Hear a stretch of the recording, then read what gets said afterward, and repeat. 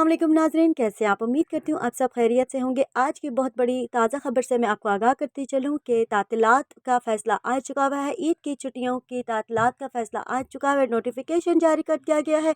पंजाब में और बाकी सूबों में कितनी छुट्टियाँ दी जाएंगी, इसका फ़ैसला आ चुका हुआ है। इससे पहले अगर आपने मेरे चैनल को सब्सक्राइब नहीं किया तो सब्सक्राइब कर लें, नोटिफिकेशन को भी प्रेस कर लें ताकि आने वाली तमाम खबर से आगाह रह सकें। तो मैं आपको बताती चलूँ कि कहीं पर 10, कहीं पर 11 और कहीं पर 9 खबरों की खबर दी जा रही है, लेकिन पंजाब में 9 से 10 छुट्टियों का इम्कान है। और जैसे कि 17 अप्रैल से लेकर 26 अप्रैल तक ईद की छुट्टियां दी जा रही हैं, जिसकी कंफर्म हो चुका हुआ है कि पंजाब में बहुत ही ज़्यादा अच्छी छुट्टियां दी गई हैं।